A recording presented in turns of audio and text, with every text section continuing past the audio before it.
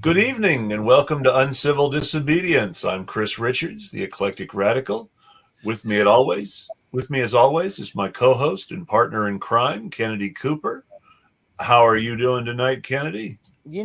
I'm pretty good. It's been a long day of making media, working on media stuff, and I've got one more stop to make, one more house whose chimney I need to come down and then tell some mediocre jokes.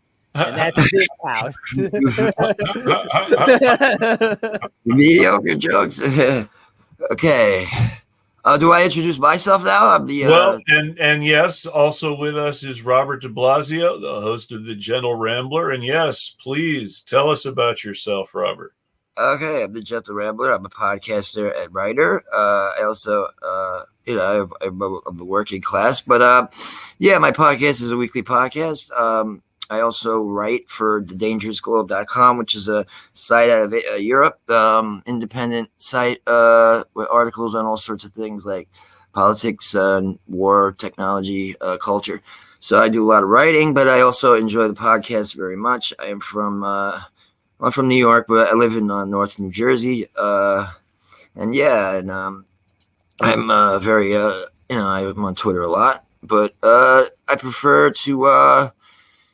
I've always loved writing. It's always been my first love is writing. So that's really what I love to do. But podcast is fun. And next week we're going to have a nice young lady who is from Scotland, and she's very active in the Kashmiri Indian conflict that's going on there with the Kashmir civilians who are facing a lot of issues there with their freedom from the Indian president, which, I like to try to get, if I have a guest, I like to try to get like a guest that we can get that's like an expert in some sort of field. Like I'm no expert in anything, but so that's just something I'd like to say. She's going to be on the show. I had a solo show on Sunday, but yeah, so glad to be here though. I enjoyed your guys' show. I've watched it several times, and I'm actually a big fan, so it's exciting to be here.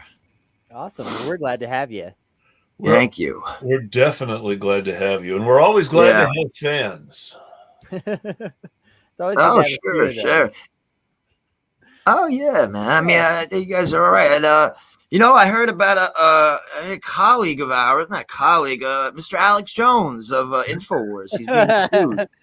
Yes, sir. He's technically in our field. Yeah. Oh my God, he revolutionized the industry, but he's getting sued by the Sandy Hook parents there because he said that it didn't really happen. He said it was all a big Hollywood stunt. So he's in court right now, and I hope he gets sued. And actually, I hope he. I don't know if you saw the latest. He got the default judgment against him. So what that generally means, the default judgment generally means, is that he couldn't really provide a case like for his side. And so the judge just said, it seems like these guys have something and you have nothing. Default judgment. Right. So he's losing. He's officially losing that case and is probably going to eat shit over it. Somebody once told me early on that I was sounding like a left-wing Alex Jones, and I got very insulted by that. And the dude meant it as a compliment, but I was like, man, have you ever watched Alex Jones? Like, geez, I was about ready to quit after I heard that one. I was like, that's what people are going to view me. I'm going to go back to, just writing and not going on a live broadcast. But yeah, so I just wanted to bring up that jerk off. But yeah, so what else are we going to talk about anyway? What else we got? Nice and simple and straightforward.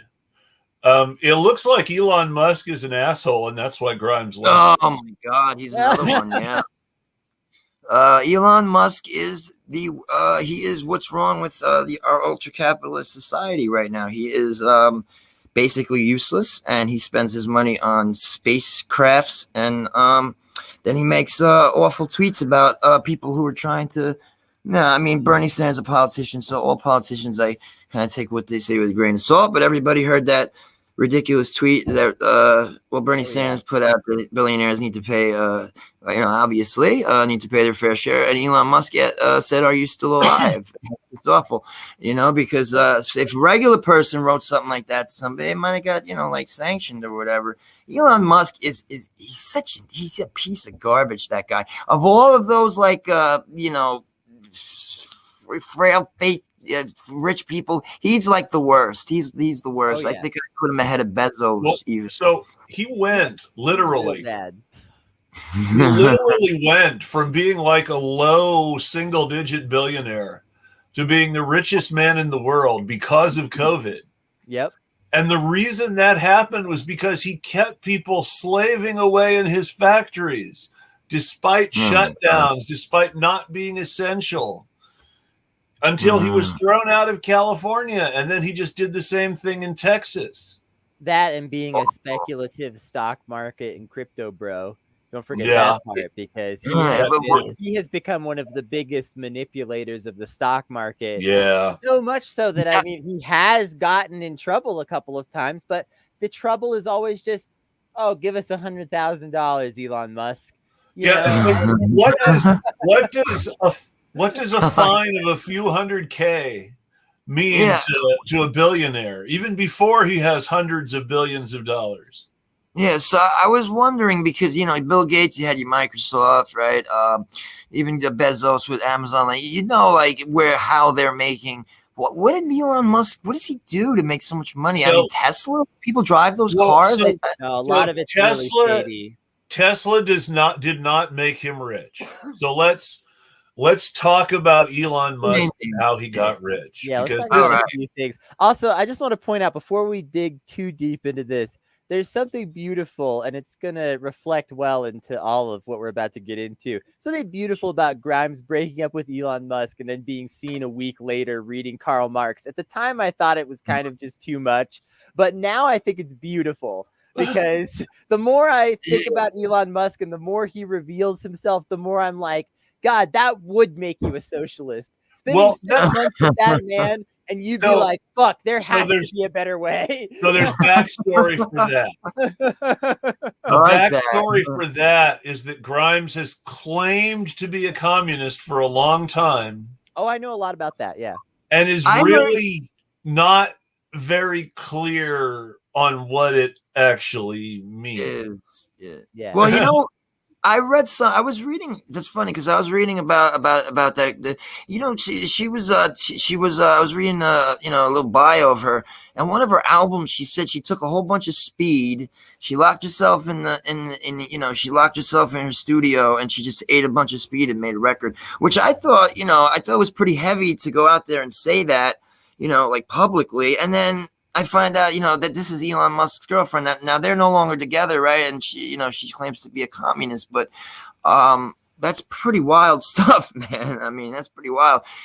She seems like a wild cult and some other stuff. Very strange. Let me just say that drugs and the music business go together like coffee and the trucking business. Drugs in the trucking business. That's true. You take uppers to drive, you take downers to sleep. It's just like the music business. It's the same thing as having done a tiny bit of both. I've dabbled. On a more serious note, it's actually Mental Health Awareness Month. Did you guys know that? And that was an issue that I talked about on my show. And anybody out there, that was my last episode. And I just want to say, for anybody out there that is a person that suffers from mental health, I don't say happy Mental Health Awareness Month, but it is Mental Health Awareness Month in November. And also drug addiction is, we can joke around about it, but it's a serious issue, for certain people. But as for that girl, saying that publicly, I don't really get to that too much anymore for somebody of her acumen. And let's all be clear. Drug use is fun, but drug addiction is a serious issue. Yes, sir. Yes, sir. And it's important to keep that. I've been meaning to do a show about that, because it's a very personal sort of issue to me. I grew up in a I say lower, marginalized community, whatever you want to call it. So, I see a lot of friends of mine go down the wrong path. I actually at one point was going down the wrong path at a younger age. So, I like to joke around about it because, I'm in a much better place now. So, someone like that, Grimes, she was dating Elon Musk, so that's just something silly that I read. And I was like, taken aback because actually me and my wife, we were riding the train and we were like, that whole thing with Elon Musk and Bernie Sanders came up. And I'm like, who's like his wife? You're just wondering. And then that girl like popped up. I'm like, what the hell is this? So it was very strange that, somebody of that, but Elon Musk is not cool. He's not a cool guy at all. He's not cool. That relationship between drugs and art isn't new. No. Robert Louis Stevenson wrote Dr. Jekyll and Mr. Hyde on a coke binge. Sure, I believe it. Samuel Taylor Coleridge's most famous poems are not finished because he woke up from the opium dream before he could finish writing. The lovely opium dream. Actually, that's where I really got my stars. I wrote a lot of poetry. I was into music. I played a lot of music when I was younger. I never really got into the music biz because I could never really find a drummer. But a lot of poetry I wrote. A lot of I'm actually working on a novel. I don't talk about it much, but it's just something that it's like a life's work that hopefully one day I can finish it. Because sometimes digging on politics all the time, it's like sometimes it's just a black hole of nothingness. So sometimes I get lost in fiction. You don't have to tell me I'm doing totally understandable. Than ever. It's fun to talk about. It is. I was gonna talk about Elon Musk's money. Okay. Oh yes, let's get back to Elon's money because I want to talk about this too. So Elon Musk came to so we'll talk about his parents. His parents are important. His mom's kind of a celebrity, especially in Canada. And his dad, of course, had those deep South African roots in all the worst ways. But so his mother, Mae Musk, is a supermodel, in a Canadian supermodel. Gotcha. And his father was in the mining business in South Africa and other countries in that region, with all the negative connotations that mining in the apartheid era had in South Africa. Yeah. So, when you watch movies, dramas about South Africa, and there's some bad people in it, just imagine Elon Musk's dad being one of those people, because literally, that's who he was. Yep. Wow. Also, sadly, Jeffrey Wright now, but that's a whole nother story. Yeah. Jeffrey Wright. Yes. But what's going on with Jeffrey Wright? Could you tell me a little bit? He owns gold mines in Africa. Okay. So and exploitative part. And was very. He did an event about how resource extraction can help Africa make progress, and in which he praised De Beers, since we were talking about South Africa. Yeah. Oh my goodness. Yeah. Go ahead. But Elon Musk came to the U.S. with money with an emerald mine in his pocket from Daddy, not literally in his pocket, of course, but that emerald mine was his initial source of income. He basically got into Canada because his mom was Canadian, and he got into the U.S. because he was rich and a Canadian citizen because his mom was Canadian. And he became a U.S. citizen because all billionaires are U.S. citizens if they want to be. Who are we kidding? Yes. Taxpayers. Actually, on the JB show, we talked about how they had the questions down there. People asking questions, and somebody said, "Are there any billionaires who did not make their fortune by exploitative means?" And I just blurted out Jay-Z, and it was meant to be kind of like tongue-in-cheek, a joke, but they took it and they're telling me all these things that Jay-Z did and all this other stuff. So it was like I kind of made a bit of an ass out of myself unknowingly. I just blurted it out to be fun. I like to try to joke around a bit. I don't like to be too serious all the time. Rihanna, but when you talk about Rihanna, he did talk in her closet. Mm-hmm. Yes. He brought that up. Yeah. Yeah. So I wish I had that one back. It started with income from an emerald mine. And the income from an emerald mine was put into various companies of which he sold out. And he just basically kept selling out for more money. It wasn't anything. He didn't do anything technical. He wasn't an engineer or a smart guy or an inventor. He's technically filed a couple of patents, but they're for worthless things. Slacker. Yeah. Well, he bought stock. He played around at being part of companies for a little while. And then he sold his stock for a big profit, usually around the same time he was told he wasn't welcome anymore. The biggest of these, and the one where that basically, I believe it was selling his stock, it was what made him a billionaire in the beginning, and where he got the money to start Tesla, among other things. But eventually he stumbled into PayPal. Mm-hmm. And he was not. PayPal, I did read that part. He was not one of the founders of PayPal. No. He came in while it was already up and running, but he ended up with a controlling interest and a seat on the board. And he tried to ruin PayPal. I mean, history would have been different if Elon Musk had his way, because he wanted to trash the proprietary platform that has made PayPal famous and successful and extremely profitable. Right. And he wanted to replace it with this cheap, licensed, third-party knockoff app to cut costs. So it's like he wanted to destroy the thing that made PayPal successful. Right. And they threw him out and basically expelled him from the board and forced him to sell his stock. But he made a fortune off selling his stock. So he basically failed out of PayPal into billionaire status. Wow, what a country, huh?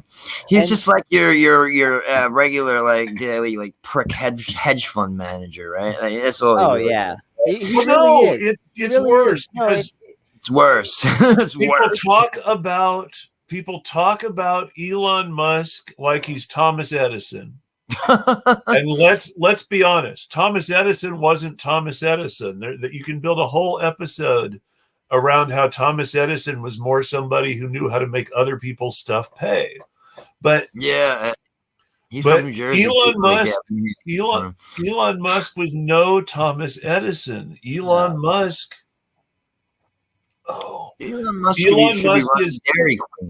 is a guy who inherited from a rich family, used money from a rich family to keep failing up, and eventually started this sort of plaything company that's never been hugely impactful on the electric car market. He didn't start Tesla. That's true. He didn't start it. He pirated it. He has this pattern of he finds an upcoming company. He pirated it, and they named him as a founder because of a lawsuit.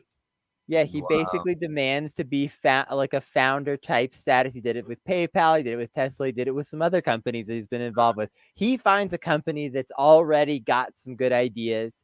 He buys his way in because he's got a lot of money. And speaking as like an entrepreneur, a poor working class entrepreneur in my case. Hey, entrepreneur nonetheless.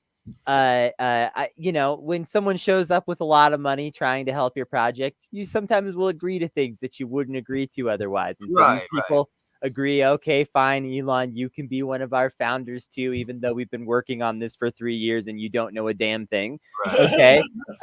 Fine. And so he did that again with Tesla.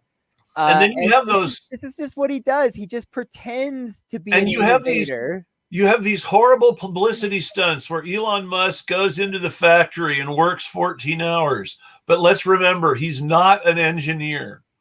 He's not a project management guy, even. He's a rich guy who buys companies. Right. He's a rich kid who steals other people's ideas. So when he goes into the factory, for 14 hours, he's sitting at this computer playing video games and doing body shots off his assistant. But real people who work for him are in the factory doing actual work for 14 hours. Mm-hmm. Yeah. Well, God bless America. I mean, that's. I mean, and it would be one thing if he were an engineer and he's in there doing actual productive work for 14 hours. Right. Not, and he doesn't have a talent, does he? He just pirates, like you say, pirates other people's ideas. He uses his money just to jump on a bandwagon of a company that's up and coming. I see how it. But he's basically like a bunko artist, He just steals other people's ideas.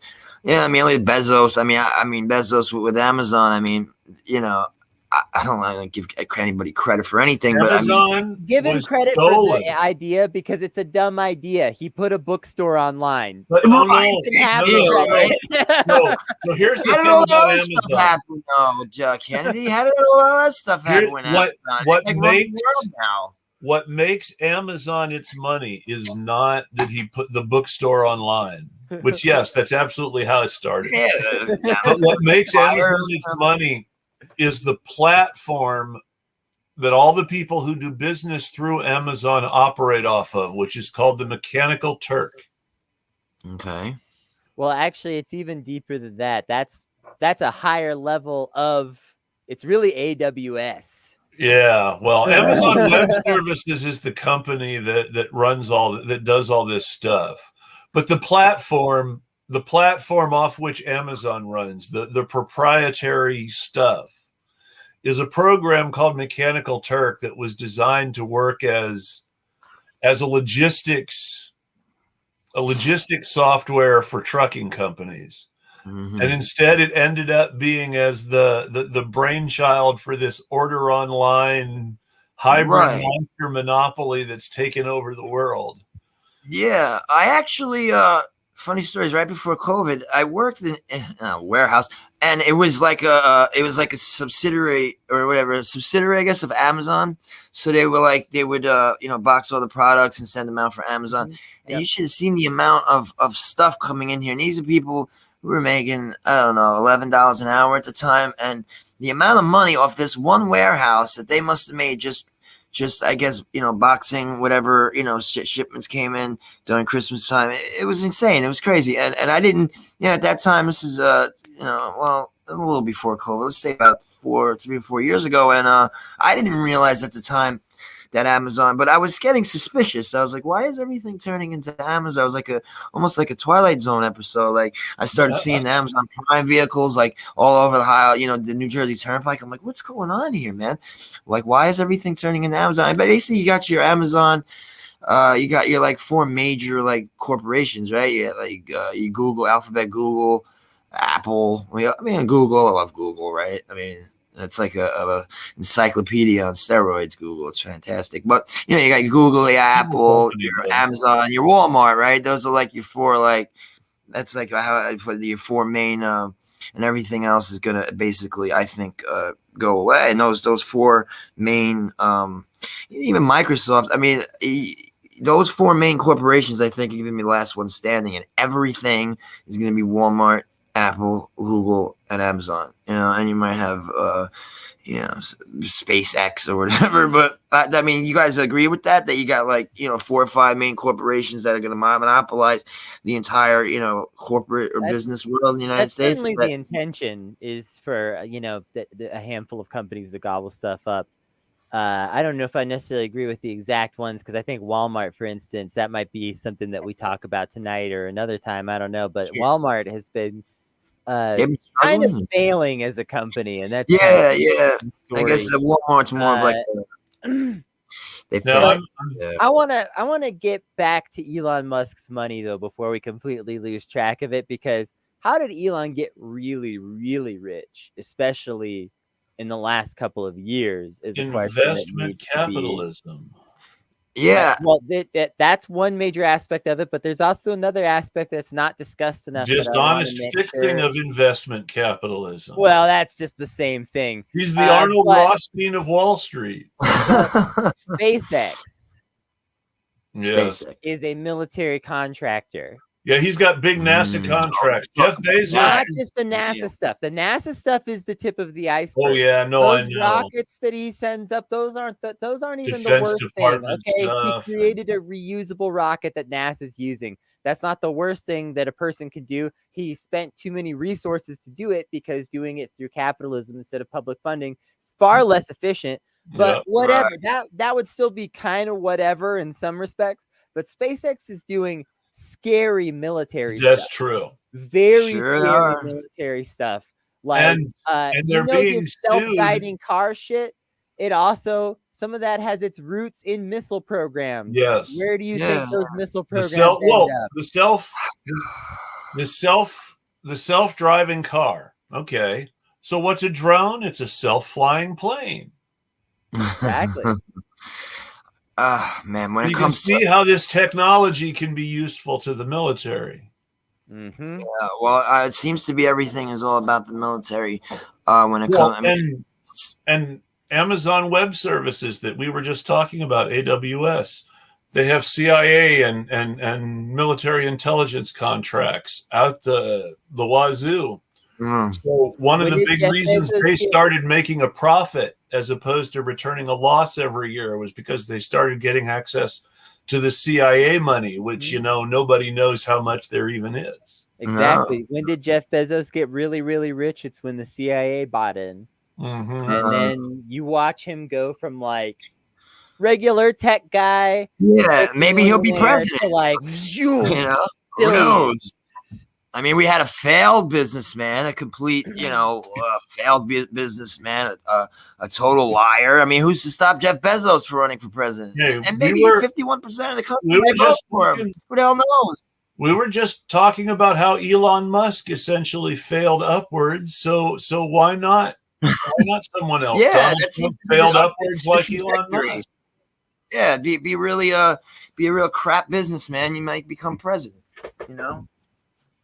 I always talk about the military budget, about it being $740 billion. And, you know, when this infrastructure bill thing came out, they're arguing over funding. And why does our military need so much money? I want to know. I know. Cheap.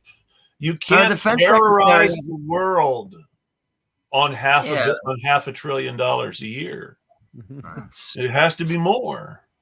I know it's got to be more. It's always got to be more, especially when the defense secretary has $1.7 million of stocks in Raytheon. I mean, but let's talk about all this sort of budget stuff now, because this is important. The $740 billion is what we know about. Right. That's just what's on the books. $740 billion is what they feel like is they can pass through Congress. Anything that they don't think they can get through Congress above board goes in the closed up. I'm sure it's expanded, and I'm sure it's an NIA thing now, based around the Director of National Intelligence's office and not just the CIA. But the thing to remember is that the CIA's budget is sealed. Nobody knows how much it is. Congress just passes it sight unseen, basically. Right. Well, I guess that's what they sell their soul to the CIA. Yeah. So maybe Trump had something with the deep state thing. You know, I mean, there is, right? I mean, there's some sort of deep state thing. Since we know, well, let's deep state. So where does deep state come from? Deep state comes from Turkey. What did the deep state mean in Turkey? It meant the entrenched bureaucracy that had the real power in the system and didn't want to give it up. Correct. These are people who were, you know, colonels and brigadier generals in the military, and these sort of middle management supervisor types in government. Nobody elected, nobody appointed by the guy who won the last election, but the people who do the professional work and who stay there forever. Yeah. That was what was referred to as the deep state in Turkey. Now, in Turkey, people started talking about the deep state because the various security agencies started doing things to sabotage the various Muslim parties that tried to do the sorts of things in the past that what's his name, Erdogan has done now. Right. In the past, the deep state always stopped people like Erdogan from taking over the country. Correct. So they took over the country themselves to prevent it, and then handed it back to somebody, and then there would be an election. And but so it's almost like they're like the puppeteers, more or less. But Erdogan successfully won. They even tried their coup. They did. Trump was president. 2016. And the coup didn't work. Erdogan stayed in power. Wasn't that guy in America the one they like accused of being? The guy that they Gulen or something his name was. The guy they wanted to extradite for the coup is an anti-Erdogan cleric who's in Pennsylvania or New Jersey or someplace. Oh, not New Jersey. Oh no, he better get out quick. The New Jersey justice system getting a hold of him. Oh boy. Hopefully he's in. He'll stay. Well, remember when we're talking about some of these foreign people that dictators in other countries want to extradite. Yep. You have to remember that they're important and not poor in most cases. Right. This guy, whether it's Jersey or Pennsylvania, again, I can't remember which. This guy has his own compound. I'm sure. Yeah, I think it is Pennsylvania, but yeah, he's not. I mean, it's not like this. It's not like the thing you hear about where the guy has the compound with the guns and everything. He just has this big temple compound with campgrounds and shrines and places to pray and all this stuff. Was he part of the Muslim Brotherhood? I mean, I know because over in Egypt after the Arab Spring. Go ahead. I don't know a lot of the specifics, but what I know is he's opposed to Erdogan, which means he's and I admit I don't know all of the twists and turns of Turkish religious politics, but if he's opposed to Erdogan, then one assumes that he's probably not one of the sort of hardcore religious nutcases that supports Erdogan. Yes. Actually, I had a school like kid I grew up with school. He moved to Turkey, and it was strange because I mean I don't know what they're like how they do their like censorship over there, but he was listening to my show and everything and reading my reading my editorials, and all of a sudden I just kind of stopped.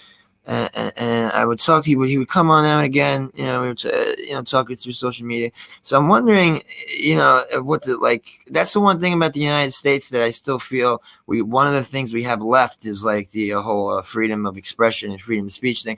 And I'm thinking did they find out he was listening to my ramblings and got in like trouble? Because all of a sudden he just kind of like stopped communicating with me. It was kind of strange. And then I was just wondering because he was somebody I know who lives there over in Turkey. But as for like, there's a lot of that going around. You got Modi in India. You got a few of the guys that are like, of course, Putin. Everybody. Yeah, you got a lot of your authoritarian. But these are all guys who are, at least until the media started blaming Trump for them. These are all guys who were put in power to a great degree by the United States and who were, in Modi's case, Modi is beloved by politicians in both American political parties. People can talk all they wanted about, Tulsi Gabbard loves Modi. Well, Tulsi Gabbard does love Modi, but so did like everybody else in Congress, in both parties. Republicans and Democrats, Steny Hoyer and Mitch McConnell. I mean, what would you say? That's an anti-Muslim thing, or is it just he's such a great guy? I mean, I don't know. He's not a great guy. No, I was being such a great guy. terrible. Yeah. But I'm like just wondering. I'm sorry, but I have to interrupt what we're currently talking about. Sure. Breaking news. Jimmy Dore is currently live defending Kyle Rittenhouse. I just need to say that Jimmy Dore is actually defending Kyle Rittenhouse. He is currently live defending Kyle Rittenhouse. I just need to address this briefly because Jimmy Dore is a fucking sack of shit, worthless human being, trash man, who is a liar, a grifter, and an evil, evil person who loves abusing you and treating you like little fucking piggies to line up and fucking serve his empire. And I am tired of pretending that anything else is the case. And I don't ever want to hear again that I need to fucking respect Jimmy Dore. Hey, I never met him. Hey, no, if he's literally defending Kyle Rittenhouse live on his show right now, then yes, fuck Jimmy Dore. Hey Kennedy, I like you, man. You got guts. I like that because I was on a show a couple weeks ago. Jimmy Dore was like goes on that program, and I'm neither here nor there. But about Jimmy Dore, I don't have two ways about him. I don't think much about him. But wow, if he's defending somebody who went around and tried to murder people, indiscriminately, then he could go fuck himself, just like everybody else who believes in that type of stuff. I can't wait to see what he said. I'm waiting to see how many people that I used to respect are still defending Jimmy Dore after this. Yeah, I mean, what was that like I'll find out, but I mean, was that like he was on some sort of like radio program or TV, or he's tweeting it? Well, like he's on his show. Yeah, he has a big show. He's running out of shit to say, and he's just maybe he's got a ghostwriter. No, that's the thing. Wrote something. And I refuse to believe that any of the people who are supposedly left wing, who adopt these batshit right wing talking points, are really doing it because they've run out of things to say. That's what I was.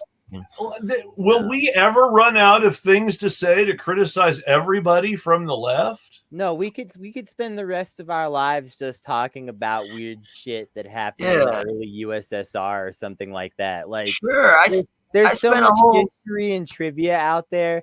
I don't even want to hear about it. And here's the thing: this is not an isolated incident. Jimmy Dore supported Tulsi Gabbard when it was obvious that was the wrong decision. I am not a Bernie Sanders fan by any stretch of the imagination, but I was willing to vote for Bernie as a part of a coalition to get us shit like healthcare. And if Jimmy Dore is going to claim that he had that same pragmatic attitude, well, then he should have supported Bernie, and he's a liar. So that's number one. Two, he's been platforming Boogaloo Boys for fucking months and months now, which is basically the Proud Boys. It's just another white nationalist hate group. Literally, the term Boogaloo refers to a fictional proposed race war that they hope will happen. And then three, he is now defending Kyle Rittenhouse. If you think this, and I'm not talking to you, but like the people out there, if anyone out there thinks this is an accident, this is not an accident. This man is a grifter. He does not want the left to succeed. He wants to fatten his own pockets. He lives in a mansion. He has everything that he fucking wants in the world, basically, except apparently more money. He needs a lot more money. I've been saying this for a long time now. Whether it's Jimmy, whether it's Cenk Uygur, whether it's Hassan Piker, who also lives in a very nice house and makes $200,000 a month from Twitch. And you were talking about Spotify picking up Joe Rogan, but Hassan Piker makes $200,000 a month from Twitch. Well, I guess at least Hassan is relatively honest about how he feels about money. Jimmy Dore pretends every time you're giving him money, you're saving the goddamn world. No. That's what really pisses me off. Jimmy Dore, he's realized that with shit like Force the Vote and the March for Medicare for All, that he can latch on to some real piece of activism that people are trying to do and then make a bunch of money off of it. And then he doesn't care if it fucking happens. He doesn't care if Force the Vote actually happens. This is what I was trying to tell y'all way back when this was going down. Jimmy Dore doesn't care if Force the Vote happens. That's why he's a dick to everyone all the time when he's talking about it. Well, he doesn't care if the March for Medicare for All is successful. That's why he says it's fine when white nationalists are invited to speak at places. Well, let's remember. Go ahead. Here's where I've got to be clear, because this is really important. White nationalists were not invited to speak. They were deliberately catfished. Fair. I'm sorry. Knowing other things that I know now, right. I'm very convinced that some of the same people who have been criticizing other things since were given advance warning about the catfishing so that they would be able to publicize it as much as possible in order to deliberately make the March for Medicare for All look as bad as possible. Right. And the thing is Jimmy Dore, he's probably playing both sides of that. Well, so this is Kennedy, I want to ask you when I get a chance about. I was gonna do, you know how like if I'm gonna have like do topics, I want to get a guest that like, you know, I could discuss a topic with that knows his stuff. So I was gonna do a whole thing about QAnon and Scientology and that type of thing. And I had dropped a line like to the QAnon folk, and nobody, you know, I didn't get a response, so fuck them. But I'm just saying, like, if somebody had answered me and I like welcomed this QAnon person on the show to debate him on what the fuck their beliefs are and what like is going on with them, would you consider me like would that be like a traitorous that like would you consider me like would that be wrong for me to do that just to show like, you know, to debate somebody on an issue that, you know, would that be giving somebody a platform who doesn't like deserve that platform? How would you feel about that? Would you? So there's debate, and debate has to be very sincere. And if you're going to be a debate person that's going to combat like literally the other side, you need to be absolutely rock solid in your ability to do that, to even consider it, in my opinion.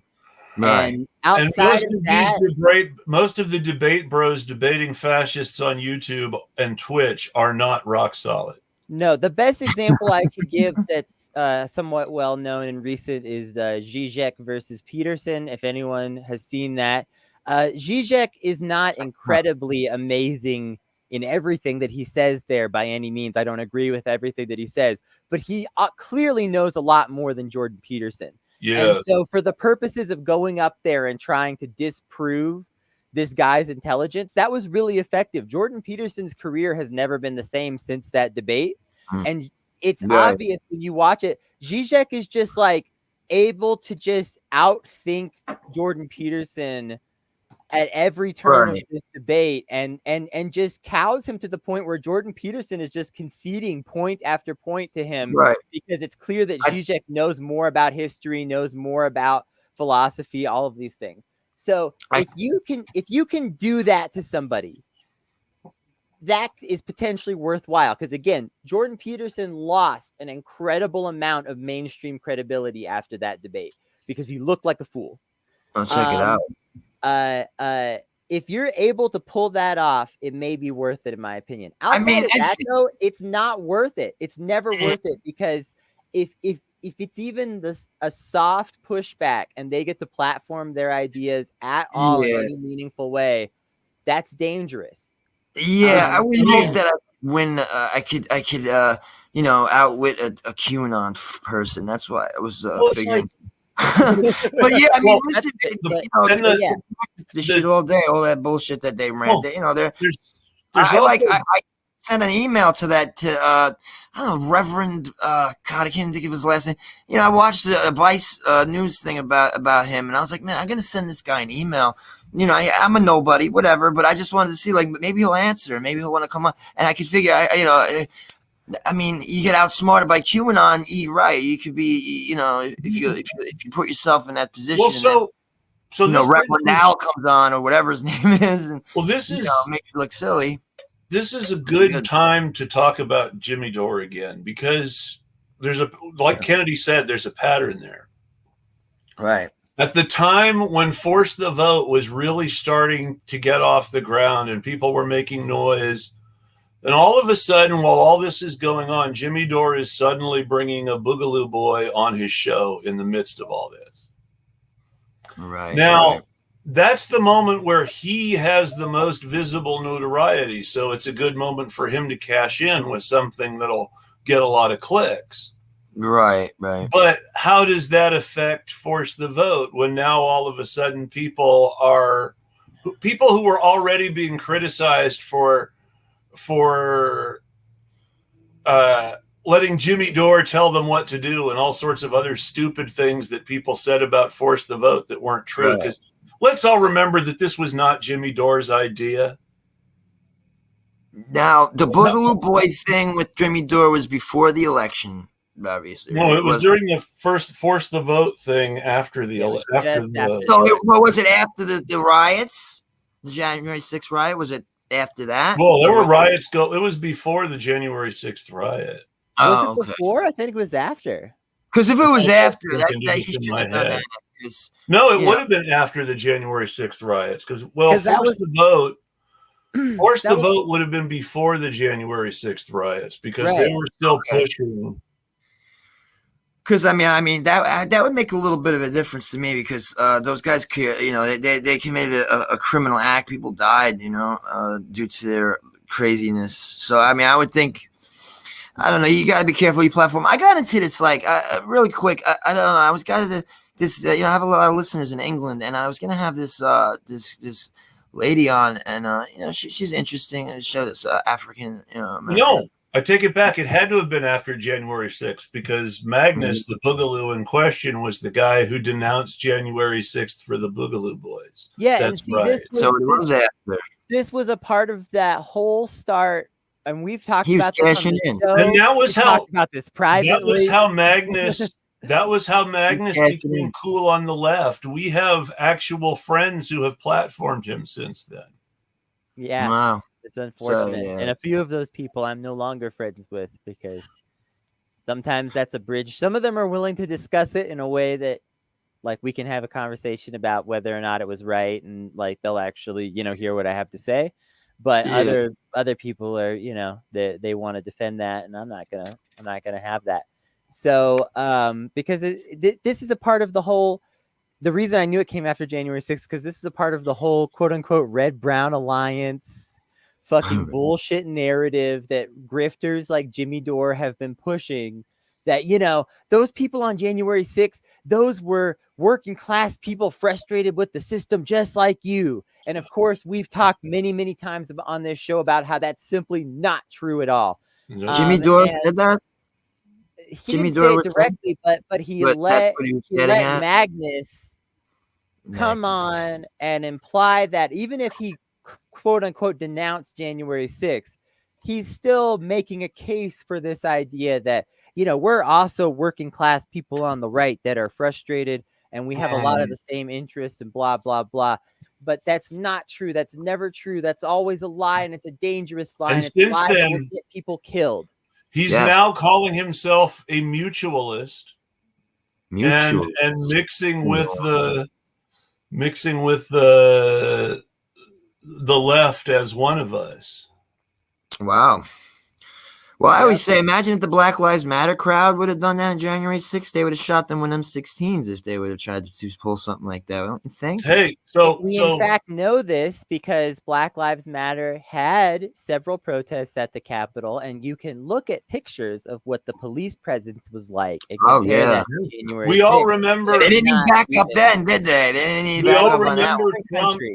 We all remember Trump clearing the square with the National Guard. With the Bible, holding the Bible up, like he was holding the Bible. That was creepy, man. Holding the Bible.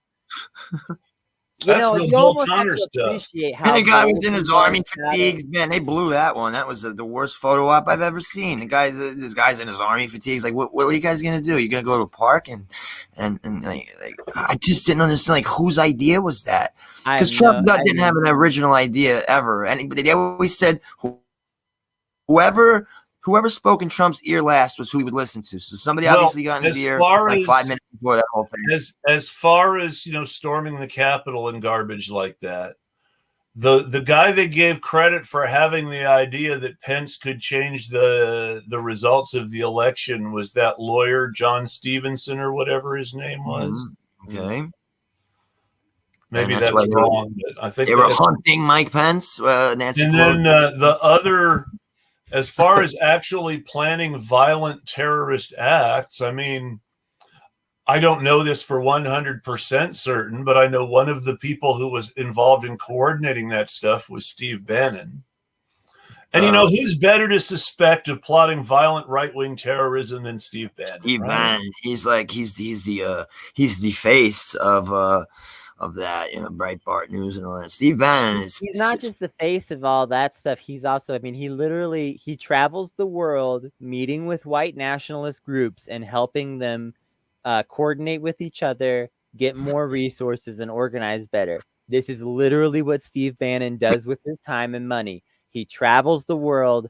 He goes to places like Greece and the Ukraine and England and other places where there are significant white nationalist movements. He meets with those people. He brings these groups together. He is literally doing dangerous terrorism every single day, and you should never be surprised to find his name in the pile after an event like this. He's allowed to roam the earth, but Julian Assange might go to prison for the rest of his life. One of the reasons for all the Russiagate bullshit is because there are real connections between billionaires, both here in the U.S.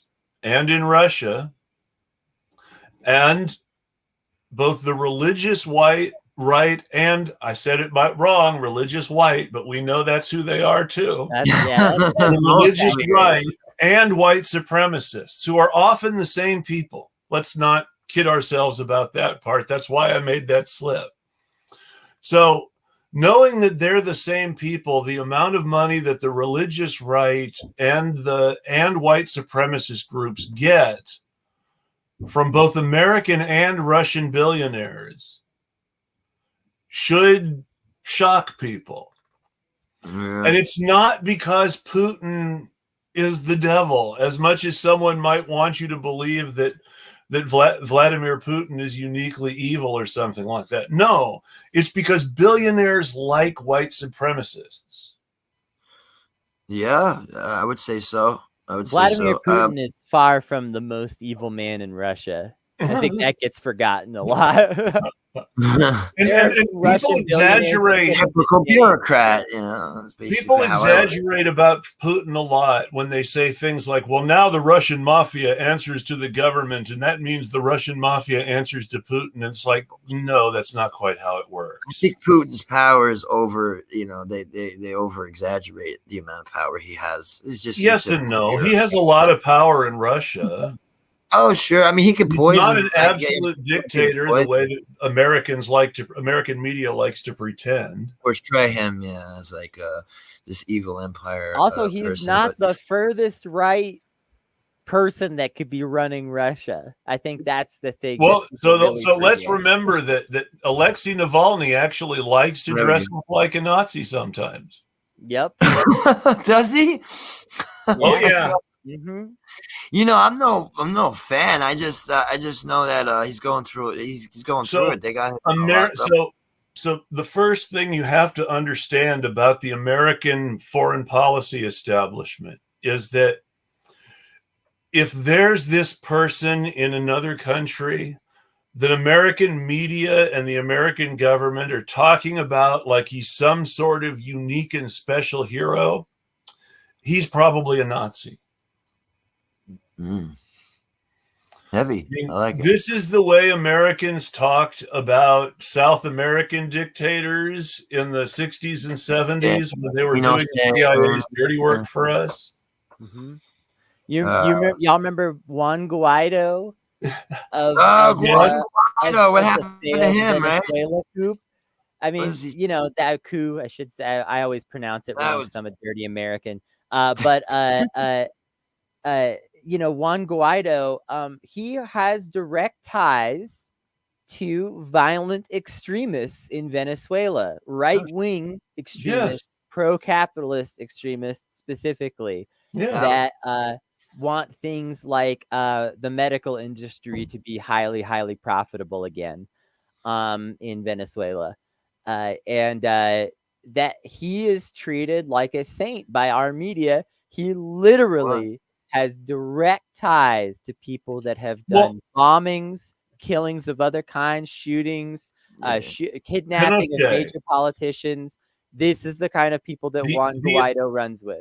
The American media talked about Pinochet like he was, the second coming and was going to be the brave new face of South America and bring all the miracles of the modern world to South America. Yeah. And he was a Nazi. Yeah, it's the same way they defended Batista. And it's not. And I hate to say this because because some of the people in question do not fall into this category, and I have to apologize to them by association.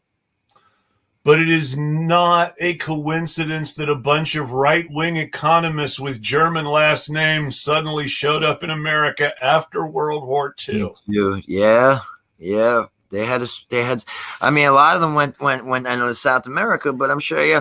I mean, for our space program, we Operation a lot of their engineers and space developing rockets there, and then we let them off the hook. We said, come with us. We want the Soviets to get them. We needed their the West German Security Service during the Cold War was based on the Gestapo and put together for the United States government by an ex-Gestapo officer who the United States saved from the war crimes trials so the CIA could use him in West Germany.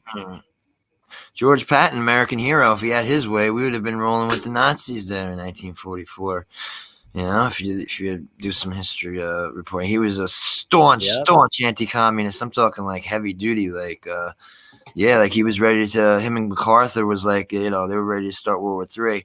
Good thing they, good thing they fired him there at the end. He wanted to drop nukes on China. So yeah, I mean, you have a lot of, we've been supporting dictators for as long as I can, even think about it. And communism being insidious evil, and that was all just. 58,000 kids died in Vietnam for nothing. Communism. No. Most of the evil that communism did, not to justify it or excuse it, right. Most of the evil that communism did was done under the honest knowledge that people were trying to kill them all, and they were trying to kill people before they could kill them. Right. And revolutionaries. And Lenin there was an actual attempt on Lenin's life. He was shot in the head. Mm-hmm. He did not ever completely recover from his injuries.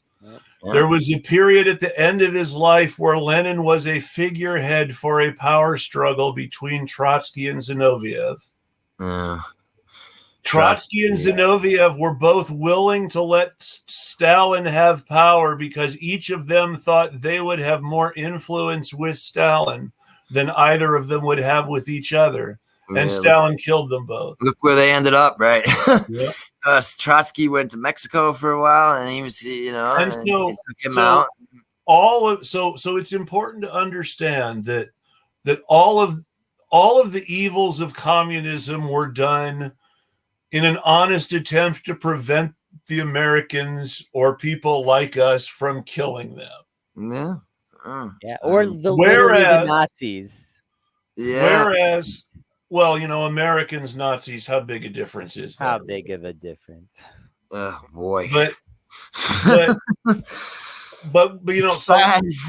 capitalism, on the other hand, Capitalism has killed a whole lot of people just to make a buck while denying that they're doing anything bad.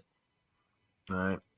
And telling us that they're good for us and are working in our best interests. Yeah. There's a quote out there by Mussolini who is like, he's your father of fascism, that fascism is better served being called corporatism, because all fascism is the melding of state and corporate power, I believe is his quote. Yeah, that's corporate. Yeah. That's from the horse's mouth, the fascism. That was Mussolini, who came up with that. Well, Henry Ford loved Hitler. Mm-hmm. Sure. Oh, he was a big Nazi sympathizer. Wasn't Lindbergh, right? Charles Lindbergh was initially very excited by some of the Nazis' ideas, but when he actually got a close-up look at Nazi Germany, he didn't like it very much. Oh, okay. And changed his tune. But he was very anti-war during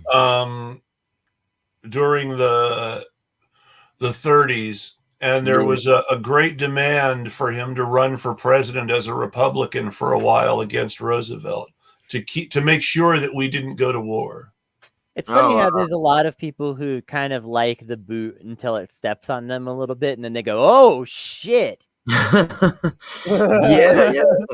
Oh, that's what it's like. Oh, it's like, yeah, you fucking idiot. This is what every marginalized person has been trying to tell you.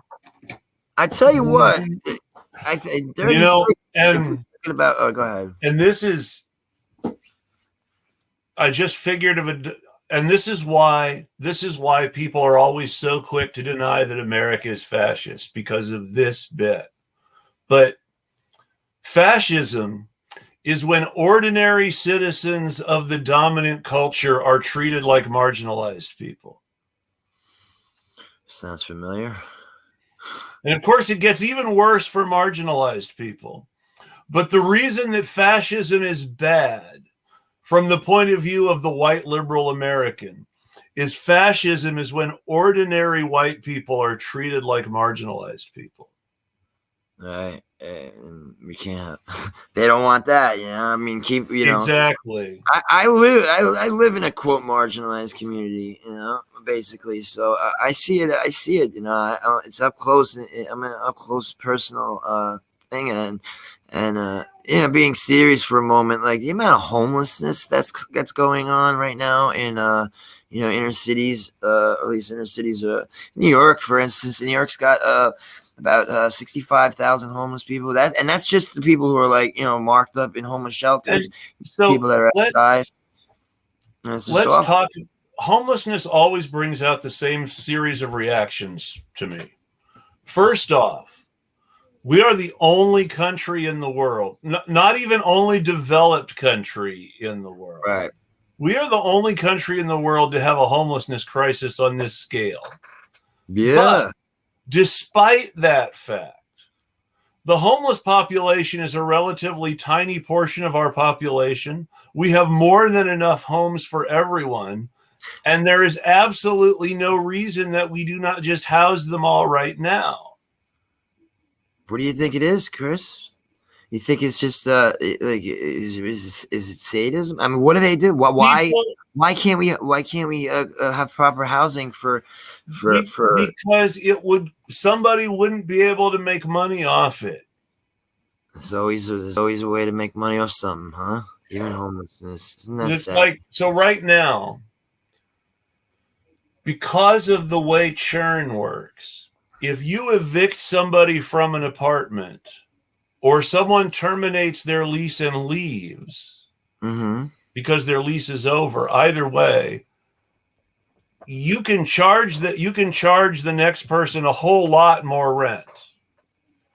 But if the same person stays in the apartment, there's a limit on how much you can raise their rent. Yeah. So it is in every landlord's financial interest. It doesn't. Now, there are landlords who don't actually operate this way, and that's great. but it is in every landlord's financial interest to evict you and move someone in because they can raise the rent more. Yeah. Yeah, and that's it's another one of the big problems with capitalism. One of the big problems with the American Rescue Plan's rental assistance program is that the way it was structured is that landlords are allowed to refuse to accept rental assistance from the government and demand that the tenant pay them, and then evict the tenant anyway. Even after the government has approved the tenant, the landlord is allowed to turn the money down and raise the rent on the next person. Wow, what a society, huh? You know, it's built to against, you know, the common man, the common individual, and it's getting worse. I mean, I was really pushing this general strike thing, and you know, I was on the show there a couple of Sundays ago, and you know, I was disappointed. It didn't really the first go work out. I don't know if you guys are into that whole general strike thing. They're trying to do to try to, you know, do something to, like, you know. Well, I know that there was I know that there were the people who were there were people who were trying to do the October 15th thing, and that was too slow, too much on too short notice to ever it didn't work out. Too short. Yeah, I said it was rushed a bit, but they're still trying to, and you know, I mean, I'm with that whole thing. It's just that they need, but the leadership, it needs to be, and you know, and with something like that, it's going to be very hard to get it into, like, you know, the more like get it out there to like a mainstream, you know, because the corporations aren't going to want that. So you got to do the whole grassroots thing. You know, you got to really work at it, and I really hope that they can do something like that, because the way the society is going, and once like the middle class starts to really suffer, that's when social order might break down eventually. If you know, enough people get to the point where they can't, you know, come on with this cat. I'm sorry. Yeah. So enough people can have, you know, support their family and everything, and I think it's going to come to a head pretty soon if. You know, if we keep letting billionaires pay no taxes, and it's really, I'm kind of with the whole general strike thing. They used to do it in the early, the early 20th century. They used to, you know, have general strikes. 1946, there were general strikes in Oakland and Rochester. Okay, yeah, I think I might have, yeah. And those are the last. Those are the last two. Yeah. But there was a big general strike in 1919, most famously in Seattle, where it was a huge deal and the whole city was on strike, and it was and the police needed help from the National Guard and the American Legion to get everything settled down again. That's what we need, some civil disobedience. Ugly and violent and grotesque. And then the other cities all around the country did the same thing to various degrees. Right. Well, I think that it wasn't just in Seattle. That type of action, man. I think we need that type of action. I think it's getting to the point where I, as a what you call, you know, working man or person, I, you know, by the time I pay my, you know, I mean, your rent and your phone bill, I mean, there's no.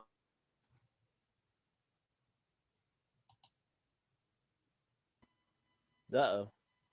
Yeah, I think Robert froze for a moment there. Internet problems. We still have fewer technical difficulties than MSNBC, I've counted. Oh, yeah, I'm sure. I'll tell you what else we have fewer technical difficulties than any major or minor parties events that they hold privately over the internet. But there was a while when the pandemic was raging. Well, the pandemic's still raging, but there was a while when everyone was thinking about the pandemic and reminding us that it was raging, where cable news was streaming all the time and doing Zoom meetings from people's homes, which they're still doing a lot more than they used to now, even as things supposedly get more normal. And I think we're going to see that be part of cable news more and more. But that aside, cable news started doing a whole lot of Zoom, and they were not good at it. No, they were not. And so they were having technical difficulties to a degree that most podcasters wouldn't have podcasts anymore if they had those kinds of technical difficulties. But people are putting up with it because it's MSNBC and CNN. Yeah, it's pretty ridiculous. It's pretty funny. But it's unfortunate that we've lost our guest for the moment. We'll ramble on without him for a little bit, see what happens.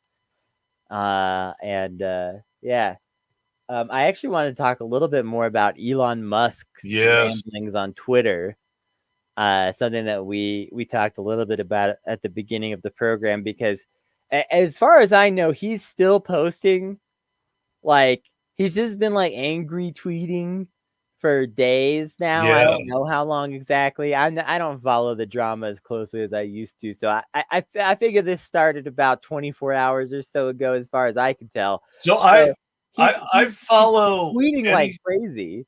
I follow any sort of vaguely left Twitter drama, but who cares about billionaires unless there's some opportunity to do them some sort of economic harm? Yeah. Pretty much. Unless I can hurt Elon Musk's wallet somehow, I don't think about him that much. I do occasionally think, okay, well, how can I hurt Elon Musk's wallet? How can I make Elon Musk lose money? And then I realize there's not much I can do by myself, but it's still something I think about. Yeah, I hear you. I feel the same way sometimes. So Elon is still posting. He's posting and posting and posting. He's in the replies, deep in the replies. I saw one reply in particular that stuck out to me as something that needed to be addressed. I talked about it a little bit on Twitter, but I want to talk about it even more on here, which is that someone proposed, Elon, don't you think it'd be great if all taxes were generated from sales tax? Then the wealthiest would pay the most because of their extravagant expenses. And Elon, of course, said, yes, this is great. Now, Elon was literally gaslighting when he said this. Yes. Because sales tax hurts the poor and working class the most, and it barely affects the rich. And the reasons for this are slightly complex, but ultimately there's a few simple ones that we can point to, which is that basically, no matter how high you set the sales tax, it will always affect somebody less if they've got a bunch of money in their pocket already. And the simplest thing to remember is the rich don't know how much they pay for shit anyway. Right. Right. And sorry about that, guys. I lost No problem. There's somebody out there buying that stuff for them whose only job is to shop for the rich guy. Mm-hmm. It's a nice job. So, go buy Elon Musk some sneakers. Not much he makes. I mean, literally. And so rich people, it doesn't matter to a rich person if you raise the cost of a gallon of milk by 50 cents or $1 or $5 or $10. If you're a billionaire, that doesn't affect you materially. No. On the other hand, if you raise the cost of a gallon of milk by even 10 cents, it can affect a poor family with a tight budget. So, though most people, it should be noted, do not buy 12 gallons of milk a week. No. I actually don't really. And CNN's sort of weird projection that 12 gallons of milk a week was normal for a middle-class family was kind of weird. 12 gallons. Well, there was a lot. I like my coffee. their reporter was with a specific family that drank that much milk a week because they had like 9 kids, and the parents, and maybe there was a grandparent living with them. I don't know, but there was some specific reason. But CNN was acting like this was not an uncommon thing among the middle class, and it's like, no, that's uncommon. Just generally uncommon. Yeah. Milk is generally uncommon. There's not even an economic explanation for that. Like that's just weird. Just bad for your arteries. Weird thing to say. It's just bad for your arteries, you know. It's cholesterol. Oh gosh, yeah. So I'm glad we got to talk about Elon Musk because I made fun of him on my show several times, and he's been a verbal target of mine. So I'm glad this is a good time to point out, and because I know that it's cheap to make fun of people's appearances, and we're not supposed to do it. Yeah, but let's keep in mind that Elon Musk's mom is a supermodel who is considered to still be quite gorgeous in her elder years. Yeah, if you're hot for Cruella DeVille.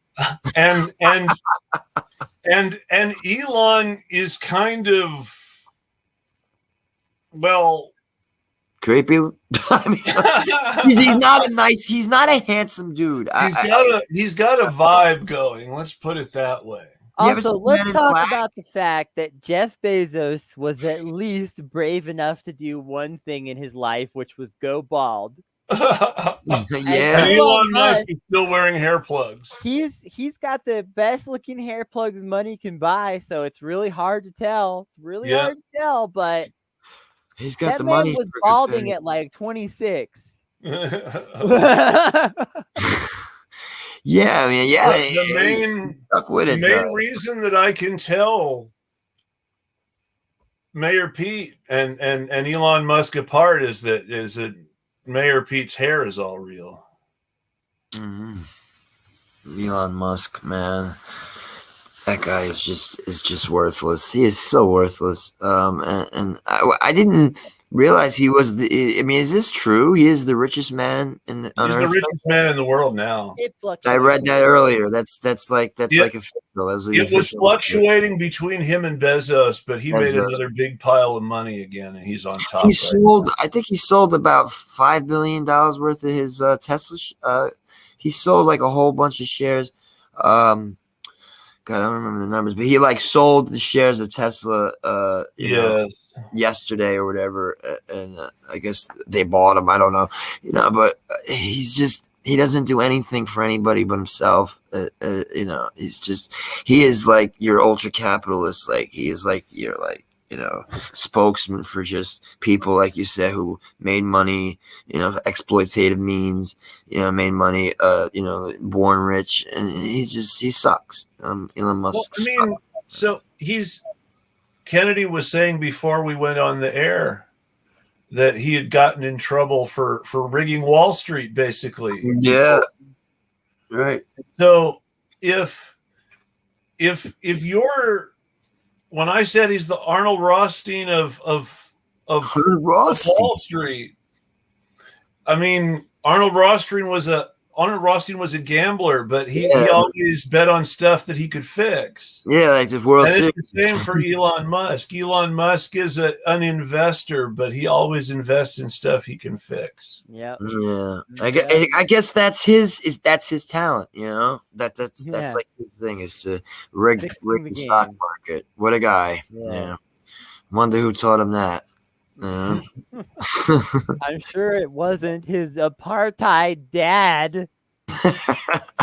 that his dad must have been worse than he is if he was involved in that stuff. I mean, if you're doing apartheid, you're rigging the government on an entirely another level to the end of real human suffering and a lot of profit for a few people. And so what Elon Musk is doing, this is like child's play compared to what his dad did. This is true. It just happens to be making him a lot more money, but that's irrelevant to the amount of atrocity. And SpaceX and Tesla suck grants from the government to cover costs. The investors pump and dump the stocks. Yeah. And that's absolutely true. Yeah. And SpaceX especially has all these contracts that let's remember Jeff Bezos is suing SpaceX because Blue Horizon wanted those contracts, and SpaceX got them instead. Yep. So they're fighting over spaceships now. Yes. Meanwhile, Blue Horizon is suing SpaceX over. On paper, it's over the NASA contracts, but like Kennedy said, the NASA contracts are just the tip of the iceberg. Yeah. And Blue Horizon is really suing about all that other stuff and not just the NASA contracts. Yeah. Let's just talk about this for a second too, because like this is the fucking quote unquote capitalist efficiency at work. Okay, NASA could just be developing spaceships. We could just give NASA a rocket development budget again. Again, important words. Again, right. We used to do this. We used to, and in fact, they brought Nazis to this country to do this. We're talking about doing it again for the first time in a big way in a long time because we're upset about all the stuff China's doing in space. Yes, right. The only time. Yes, talking about going to the moon again just because China might do it. Can I say something? I think space exploration is a complete fucking waste of time and money. Do you guys agree with that generally? I really think space exploration is great. I'm in favor of it for a lot of different reasons. And I think it could solve a lot of problems that we have here on Earth in terms of like rare metal usage and things like that. We do not want Elon Musk, Jeff Bezos capitalist space exploration. We will be the peons in the expanse. What Jeff Bezos is proposing is literally the Mobile Suit Gundam universe. Rich people get to stay on Earth and workers go to space. This is literally the plot of Gundam. And what happens in Gundam? The workers in space get so upset by the horrible conditions that they've been forced into that they attempt to completely destroy the Earth because they figure that's the only way they can bring equality is to destroy the rich people's paradise and force everyone onto the same playing field. That's how desperate things get. And that's the future Jeff Bezos literally is calling for. If you did not see it in the news this week, he has said once again, he talks about this like every 6 months. For the record, it's not a secret. He said once again, the Earth should be a paradise, a vacation land for rich people. Oh, a vacation spot like Yellowstone. Only slightly. And that the workers should go to space, that Earth should be home to no more than 10 billion people. For the record, the Earth could hold 70 billion people. That's a whole nother topic. I'm not going to justify that number right now, but fuck you. So 10, he says the Earth should only have 10 billion people or so on it, and everyone else needs to go to space. We could have trillions of people in space. Well, he's not wrong about the trillions of people in space part per se. But if the Earth is going to be a paradise for the rich, fuck you. I also am going to drop a colony on Earth like they did in Mobile Suit Gundam. I'm with Char now. Fuck it. See, it's the opposite of what I thought it would be. I thought that the rich people were going to go like build like mansions on. No, they're going to send the workers up there. Yeah, they're going to stay down workers up there. And we go on vacation to Earth, right? That's because Earth is nice. So, like the regular. There's a Heinlein. There's a Robert Heinlein novel from back when his science fiction was still reasonably revolutionary and superficially anti-capitalist. And the book is called "Moon is a Harsh Mistress." Decent book. And the premise of the book is that the moon colony is revolting against Earth because Earth treats the moon colony like shit. Cool. I love that plot. I'm going to check that out. And in the end, the moon colony wins. Okay. He just gave it away, man. I was going to read the book. Yeah, I still recommend the book. It's worth. I knew how it ended when I read it. And The it was ending is I know. to the That why sounds you like would read it or not. Like most Heinlein books. What's cool about the book is the computer that's supposed to be running the colony, but ends up helping the rebels. That's what's cool about the book. Oh wow! Because and say the title again, Chris. Was it the Moon? Moon is a harsh mistress. Gotcha. All right. I'm by Robert Heinlein. And what does the computer do? Well, it sides with where it lives in the end. Yeah, well, it sides with the rebels over the people who programmed it, basically. Yeah. Because hey, it's in charge of the moon colony. The rebels are the people of the moon colony. It's supposed to be taking care of them. And basically the computer, and I'm sure Heinlein was not doing this on purpose, because his politics were very much the opposite of this. But he fooled a lot of people during this period of his writing still.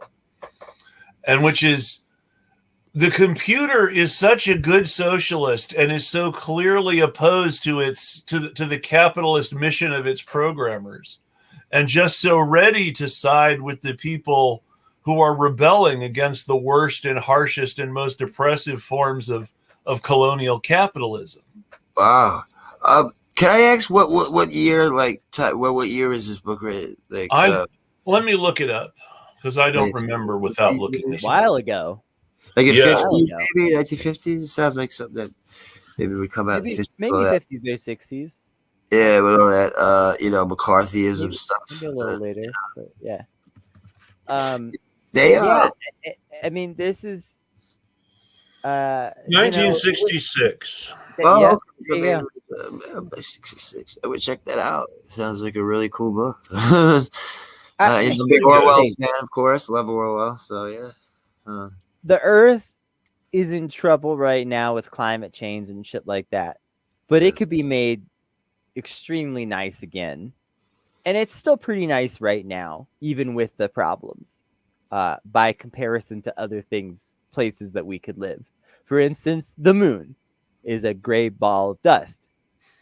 We could live there, but it's probably not as nice as living here, I think. Yeah, the Earth is a nice place. Is an orange ball of dust. It's another ball of dust. It's kind of interesting. That's my deal.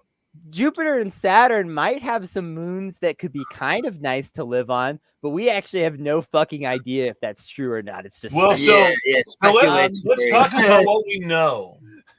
We know that Titan has methane oceans. I heard that. Yeah, that's one of the Jupiter moons. Methane heavy planets probably aren't super friendly to human life. Yeah. I'm about might have a lot of frozen water on it, but it's frozen, and it's like really frozen. Frozen, like, really, really frozen. Yeah. I'm all about try to work what we got down here, man. Try to, call me a traditionalist, but I think we should try to, before we think about Proxima Centauri, which is the nearest star to our solar system. Proxima Centauri is a red giant, so it probably would have swallowed up any inhabitable planets when it became a red giant. So it's unlikely there are any inhabitable planets around Proxima Centauri. So the very closest that any intelligent life might be is Alpha Centauri. But then this is where you get into the hardcore sort of science pessimism end of things. Yeah. Yep.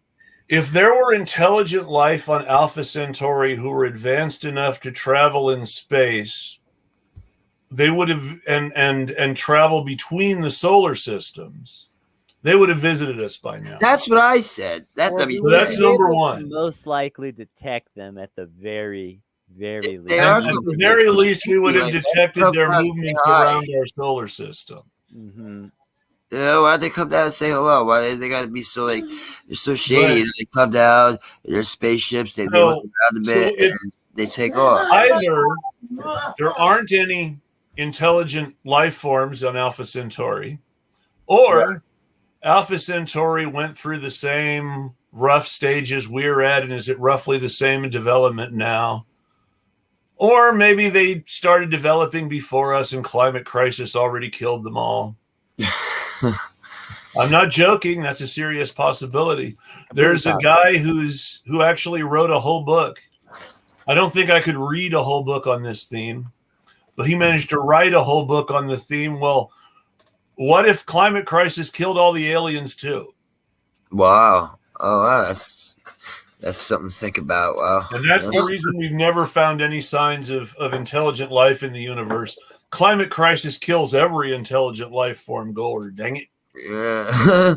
and first of all, although that's an interesting concept, I would never accept that sort of fatalism about our predicament. We should not pretend that we are powerless to do anything here. And that's really especially because here's the thing. There's these proposals about terraforming Mars or shit like that. If we can't fix the climate crisis, I don't want to hear shit about terraforming another planet. If we can't terraform our own planet, how are we going to terraform life? This is baby terraforming to fix the problem that we've created here. Literally baby terraforming. To give Mars a warm enough surface and livable atmosphere would take 1,000 times the effort of fixing the climate crisis. Right, and that's why people like Elon Musk are idiots. I think, why don't you just fix what we have down here? Well, like you said, once again, still the nicest spot we got. None of these rich people are particularly smart. They want you to think they are. There's this whole mystique that's built around these rich people being some sort of tech geniuses. But none of these rich people are particularly smart. None of these rich people are the actual tech geniuses themselves. Yeah, the tech geniuses are the ones behind the scenes, like doing work. I mean, more or less. Steve Jobs was the one who became the billionaire, but it was Steve Wozniak who was the tech nerd. Yeah, absolutely. It's like they're like the centerpiece, I guess. They're like the mantelpiece, and then they have everybody doing all the work behind the scenes. I just think Elon Musk is just, he's the worst. He's the worst of the worst, Elon Musk. He's pretty bad because, I mean, he is the worst of the worst. He's like, he's got a so-called journalist whose whole Twitter account seems to be about singing his praises. Oh, well, he could pay people, I guess, just write whatever, and people are going to do it.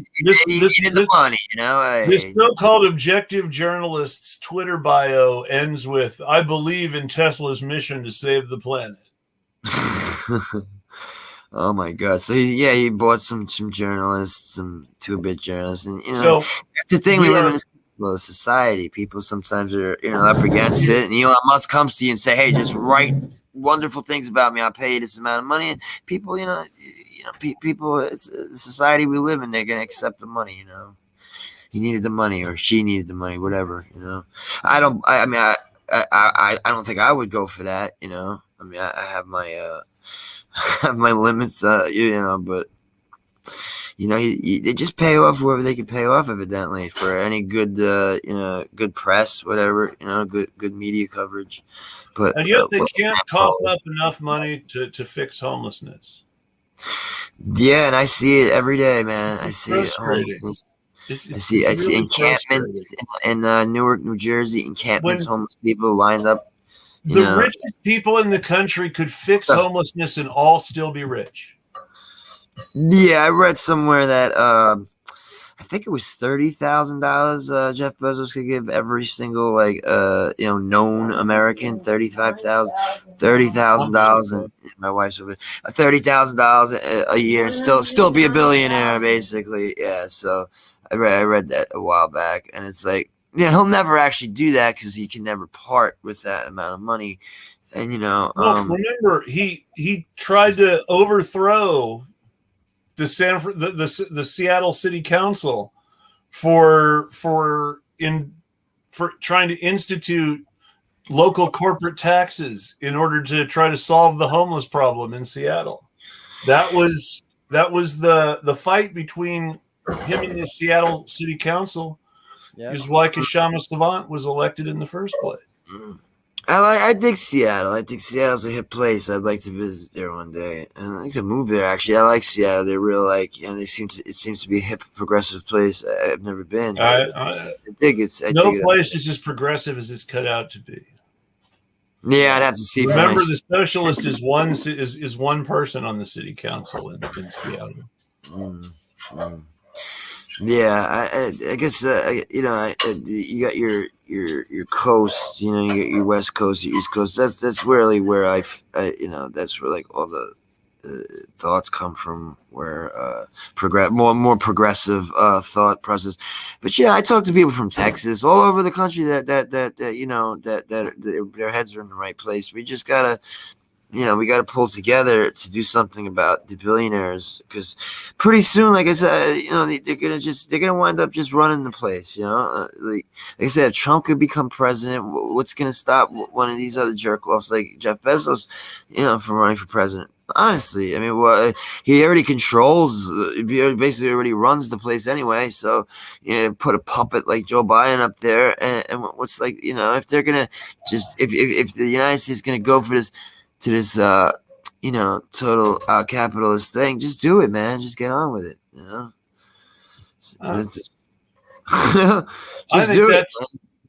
I think that's pretty good advice. We need to do something about the billionaires, and Elon Musk is a great example of that. Yeah, he's a public number one in my book. I will start to say we're getting to a good time to wrap up. We've had a pretty good show going. Yeah, I get talking to you guys. Huh? Robert, do you have any final thoughts? Anything you want to promote? Oh, just thank you for having me on the show. I really enjoyed it. It's 11 o'clock Eastern time. I really enjoyed staying on with you guys. Thank you for having me. And my weekly show, my new show will be I believe Sunday. I'm gonna have a lovely lady on there about we're gonna speak about the India Kashmir situation, and it should be a very educational show. So I hope people will read that. Watch that. And dangerousglobe.com is where you can read my editorials. And that's it. Yeah, that's pretty much it. Thank you guys for having me. This is really fun. I really enjoyed it. And again, Robert's podcast is the Gentle Rambler. Get it where you get your podcasts. That's right. Thank you, fellas. Thank you, guys. Kennedy, any final thoughts? Yep. Just Elon Musk sucks. Yeah. Also, my other final thought is Jimmy Dore sucks. Jimmy Dore. That's all, basically. I'll just say real quick, I have a new show also coming out. Follow me on Twitter for updates about that if you don't already. You probably do. But sure. keep posted, because that's happening, and that'll be fun. It's a little less political. We'll talk about that later. I saw some of that. That looks like that's going to be cool. Yeah. I'll watch it. Or listen.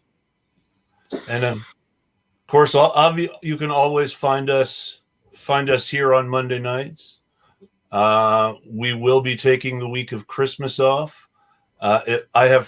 It has been declared by my wife that we will be taking the week of Thanksgiving off too. I hadn't planned on that originally, but my wife. That one was up in the air, so now we know.